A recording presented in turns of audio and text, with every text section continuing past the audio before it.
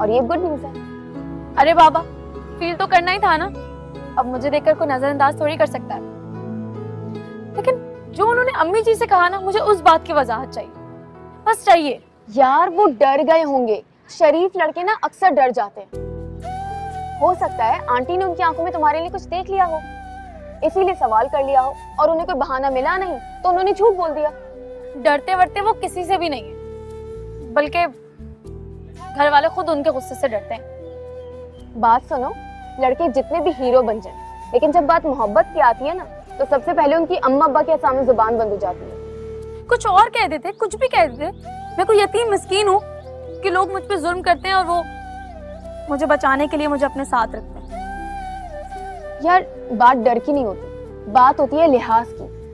वो झिझक गए होंगे, वरना खुद सोचो, जिस बिहेवियर की वो बात करें, किसका बिहेवियर तुम्हारे साथ इतना खराब है जिससे वो बचाते फिरेंगे तुम्हें? हाँ ये तो है, वो तो खुद मुझे कुछ नहीं कह सकते। अम्मी जी की जो बेटी हूँ, कोई मामूली बात थोड़ी है।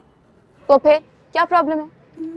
शायद तुम ठीक कह रही हो, मोहब्बत तो उन्हें मुझसे होनी थी। शायद अम्मी जी के सामने ना वो घबरा गए होंगे और मुझे भी कंफ्यूज करते। हाँ, और इसी कंफ्यूजन में कल तुम स्टेज पर दुल्हन से मिलने भी नहीं गई। वो कोई और वजह थी। अब क्या वजह थी? सुहेल भैया। सुहेल भैया ने क्या किया? अरे ये क्या सुहेल, बेटा तुम आज भी ऑफिस जा रहे हो?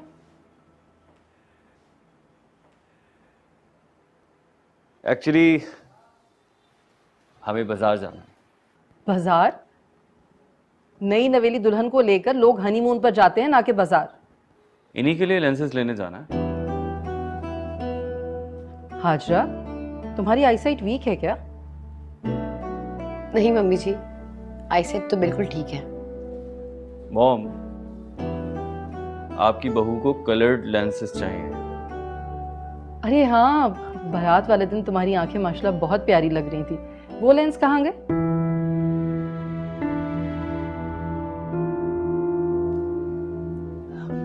वो एक्चुअली वो मैंने फेंक दी मॉम। फेंक दिए? क्यों? क्योंकि मुझे अपनी बीवी पर नहीं अच्छे लग रहे थे। अच्छा, तो फिर अब लेने क्यों जा रहे हो? क्योंकि आपकी बहू को पसंद है सिर्फ इनकी खुशी के लिए, लेकिन लूंगा अपनी पसंद के।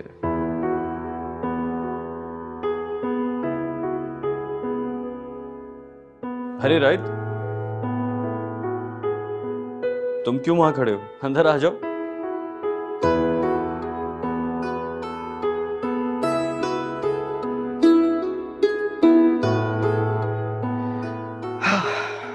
कैसी हैं आप? ठीक हूँ। आप यहाँ क्या कर रहे हैं? क्या मतलब कि मैं यहाँ पर क्या कर रहा हूँ? मेरे भाई का कमरा, क्या मुझे यहाँ पर आना मना है? मना तो नहीं है आना, लेकिन किसी के कमरे में जाना आपके उसूलों के खिलाफ है। इसीलिए परेशान हूँ कि यहाँ कैसे आ गए। हाँ, बात तो आपकी बिल्कुल सही है, लेकिन अब तो ऐसा लग रहा है कि इस घर के रूल्स बदलना शुरू हो गए। एक वक्त था कि अगर हम डाइनिंग रूम से हट के कहीं कुछ खा पी लें तो वो आपके असूलों के सख्त खिलाफ था, लेकिन अब क्या बात है भाई, डायरेक्ट बेडरूम है।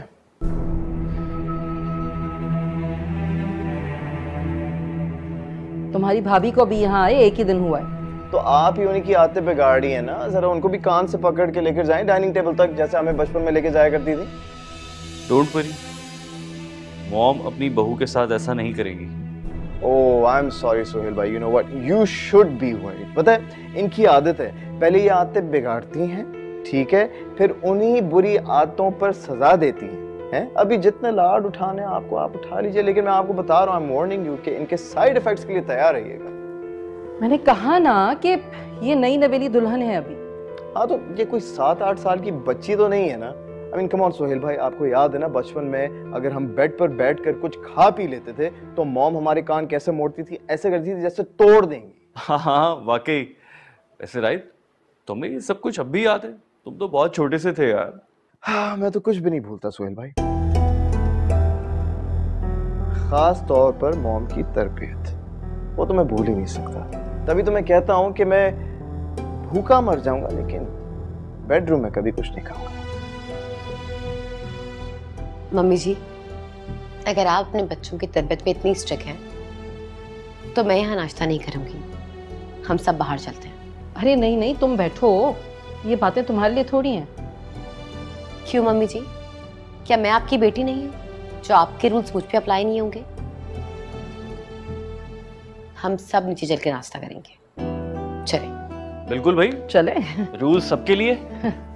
चले चल। चले आज।